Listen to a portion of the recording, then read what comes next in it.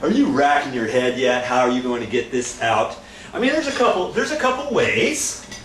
Okay, you can go down to the hardware store or carpet wholesale house or something like that. You get a hair dryer. It looks kind of like a hair dryer, and you plug it in, but it's a heat gun. It gets really super hot, and you can set that on there and heat it up and take it off. But you know what? What if you don't have one of those? What if you don't want to go buy one, and maybe you only got a couple little things to do? Do you want to buy something like that and then leave it hang around all the time?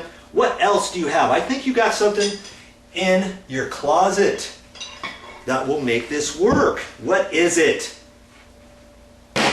Kaboom. That's right. We're going to take an iron to this. Have you ever thought of that? I've got a plug here. I'm going to plug this in, and you just turn this on, and I'm going to get this on to high. One on high. You don't need any water for this.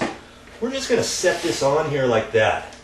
I want to get this, it's got to be heated up a little bit. We're going to have to get it heated. It's only going to take a minute or so.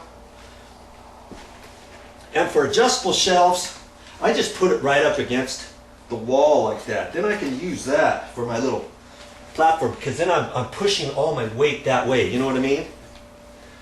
Underneath a countertop, an upper cabinet, I got to lay on my back to do this, and I've done that before.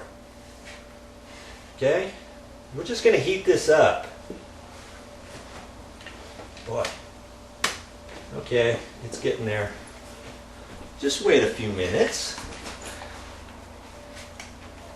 And then we're going to just put the putty knife in there. Okay, as I'm working from here, then I can move this back to the left a little bit. So this is heating up over here while I'm still using it over here, right? I want to go all the way across because it curls up. I don't want to take off too far here because laminate has a natural curling up all the way. So I'm just going to keep going and slide my nice flexible putty knife in there. Now if it's too hard, I just have to let it sit here, okay? Just run it back and forth.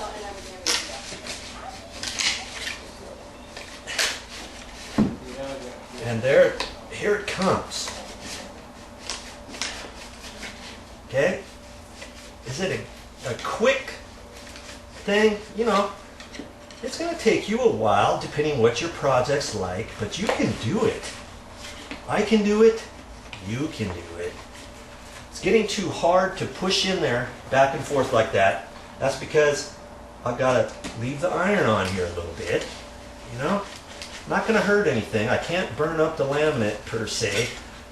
I'm getting it hot, and that's getting the glue hot and releasing it once I get my putty knife in here. You want a nice flexible putty knife. You don't want one that's too stiff. I've got a real stiff one here. Now I could probably do that, but I like to use the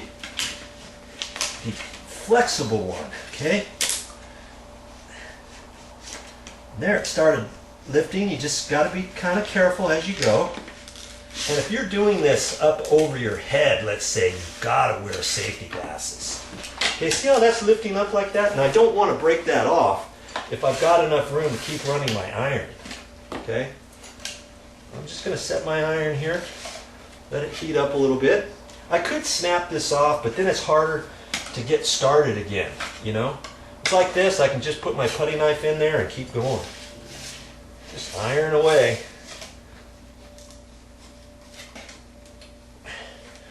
Now if you have a really super good iron, do you want to use your iron on that?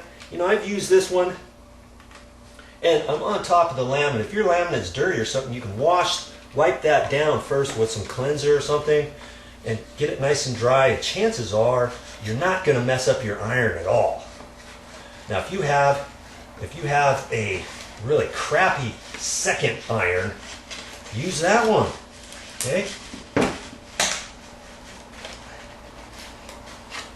Now this blade, I've been beating on this for some other stuff, and they're only so strong, those nice cheap ones. So I'm going to use my other one, and this is a nice flexible one too.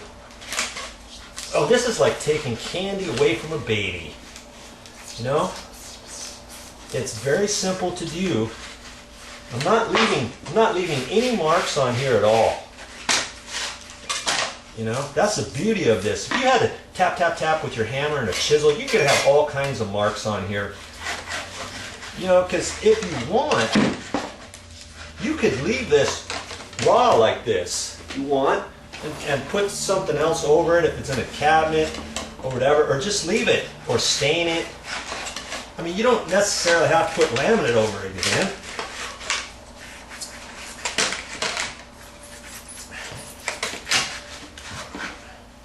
It's whatever your project is. The beauty is you get to decide what to do with it. I'm just showing you a technique on how to get this off. Okay, be careful with this. It's nice and hot. Don't be getting your arm into it or anything like that. I'm done. I'm going to turn this off now.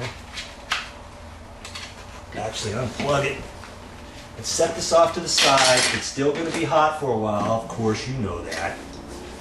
Okay, there it is. Now, if you see any little bits of residue of glue you can feel on there, let it dry a little bit more, and then you can lightly scrape off anything. Now that's all ready. You can lightly sand it if you want.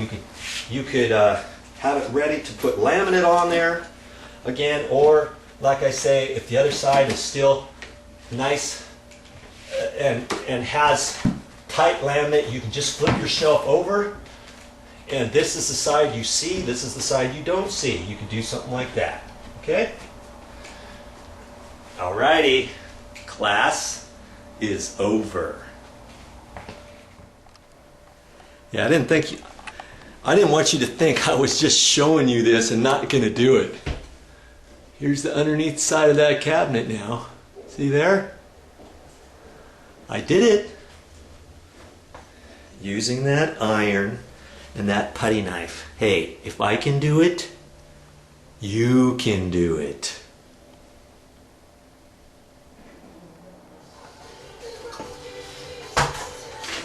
Oh yeah, I am the king of the forest. Hey, are you the king of your forest? You can too. Knowledge is powerful.